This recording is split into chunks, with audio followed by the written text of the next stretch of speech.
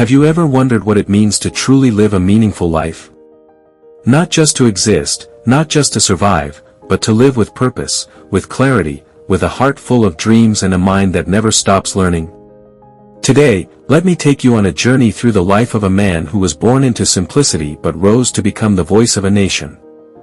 A man who never forgot his roots, who carried a vision not for himself, but for every young mind in India. That man was Dr. APJ Abdul Kalam. Born in 1931 in the small town of Rameswaram, Tamil Nadu, Abdul Kalam was the youngest of 5 children. His father was a boat owner and imam of a local mosque, and though they weren't wealthy, the family was rich in integrity, values, and spiritual strength. From a young age, Kalam delivered newspapers to support his family. Imagine this, a boy walking barefoot at dawn, newspapers under his arm, and a head filled with dreams that reached the sky. But it wasn't just hard work that defined young Kalam. It was his curiosity, his questions, his refusal to let poverty define his future. He once said, "You have to dream before your dreams can come true." And he lived by it.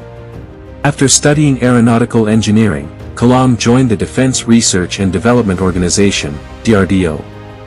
But even then, he faced failures. His first big project failed to take off. Literally. The missile didn't launch.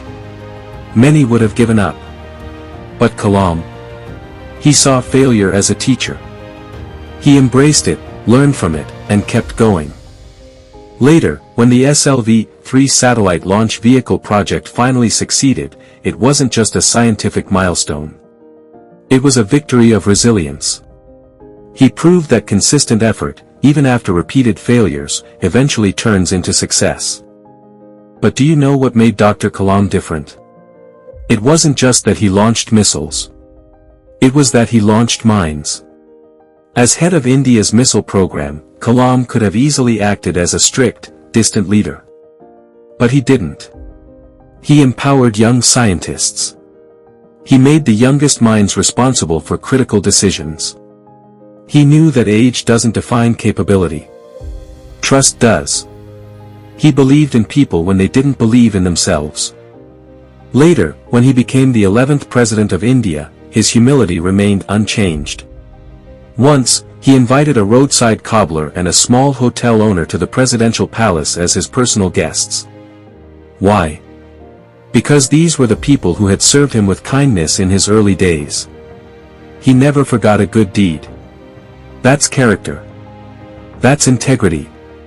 Even as president, he would carry his own bag, sleep on the floor, and speak more with children than with politicians.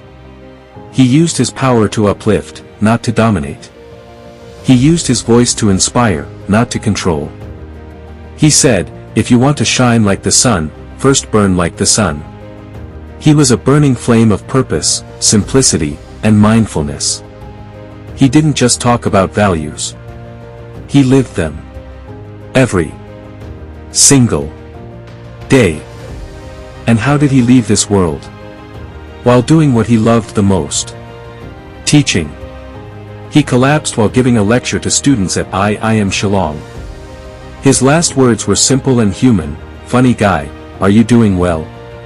He died as he lived, in service. So what can we take from Abdul Kalam's life?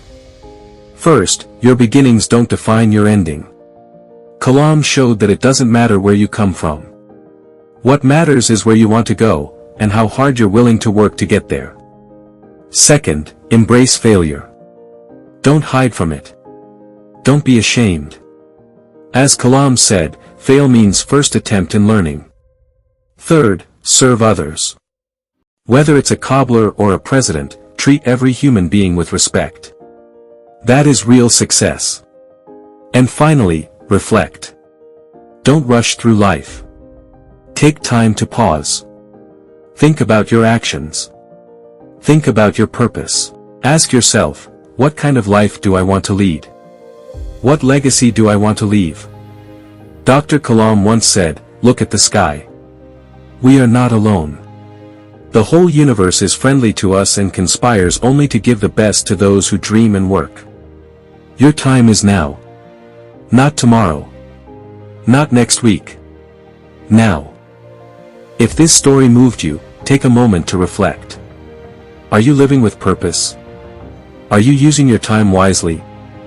Share your thoughts in the comments. Let this be not just a video, but a beginning. Don't forget to like, share, and subscribe to our channel for more real-life stories that can change your perspective. Until next time. Keep dreaming, keep growing.